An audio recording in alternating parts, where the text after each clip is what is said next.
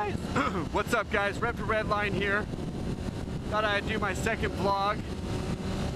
Had a quick story to tell you and also an announcement to make, so I'll start with the announcement first. I have officially hit 14 subscribers on my YouTube channel. So I'm definitely growing fast, really excited.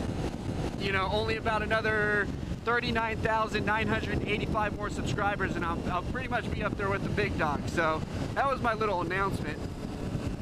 And now for my story. My friend just recently wrecked his bike going 80 miles an hour on the freeway. And that's, of course, never a good thing and pretty scary if you ask me. And I'll back up a little on the story. So my buddy used to ride about 3 years ago. He had a 2003 CBR 600 RR. He shared it with his girlfriend and not sure really what happened, but they didn't work out and there's like a custody battle and he ended up having to give the bike to her. Really sucks, I know, but he has not ridden in over 3 years. Now ever since I got my bike, which was actually my last bike, my F4i, he's gotten the itch back and it was a pretty major itch and he really wanted to get a bike again, so he started shopping around and about a month ago he purchased his dream bike, which was a 2008 Ducati 1098. He got a really killer deal on it. He bought it in Arizona and we live here in San Diego. So he's been trying to find a way to get over there and pick up the bike and he's just gonna ride it back. So last week I take him to the airport, drop him off, flies over to Arizona, gets on the bike and he starts riding back. And it's about a 5.5, 6 hour ride. And you know, we were all stoked, we were really excited, we couldn't wait to start riding together. And I was even gonna meet him 30 miles in so he could ride back with somebody for a little bit of the trip. And about 4 hours into the ride, he ends up, he's on the 10 freeway, which is a pretty busy freeway. Some guy starts merging over into his lane, starts knocking him off the road. He loses control, ends up laying down his bike going 80 miles an hour.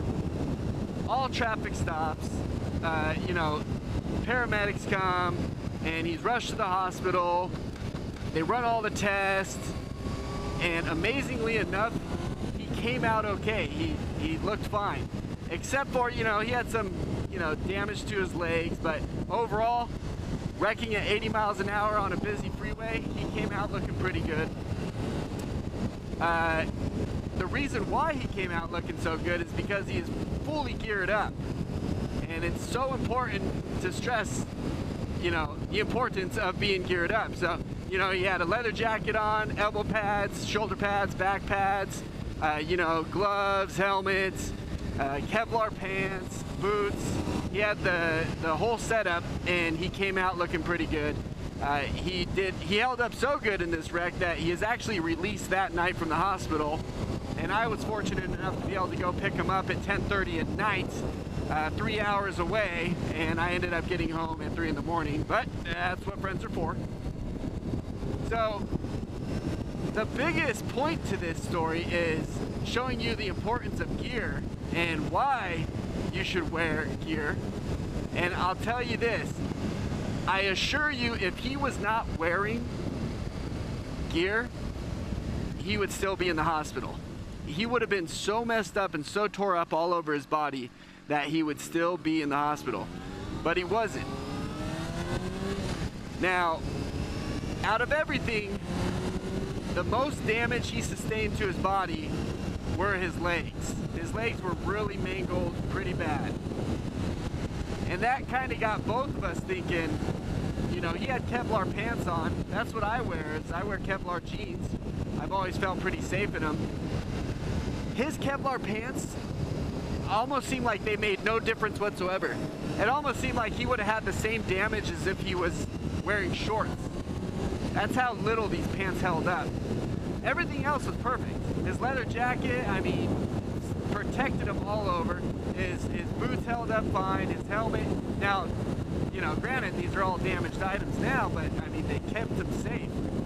But his Kevlar pants did not protect him. I mean, to me, it didn't protect him at all. So it got me thinking that it might be a smart idea to upgrade and invest in some leather pants. So I'm currently looking at getting the GP Plus leather pants by Alpine Star. You know, they're a little overkill for just around the town, you know, around town riding, but I think any long distance rides or freeway riding, I would prefer to wear leather pants after seeing how much damage he, you know, his legs had.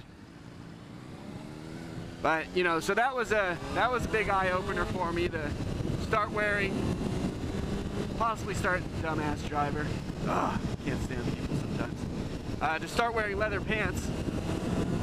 And also another thing is he has full coverage. My friend's got full coverage for insurance, and his whole bike's taken care of.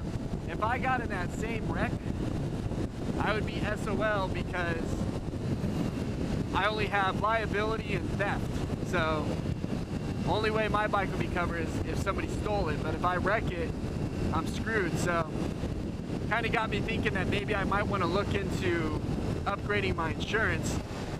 Now I currently have Progressive, and I pay about $700 a year for my insurance. I'm curious what you guys pay and who you guys have. I've wondered if I should shop around. If I end up upping it up to full coverage, I'm looking at, you know, over $1,000 easily, probably about $1,300 for full coverage.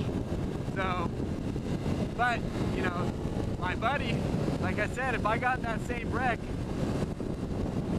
my bike would not be covered. So, but yeah, so 2 important things: always wear gear, and make sure you got good insurance, because in the long run it will pay off.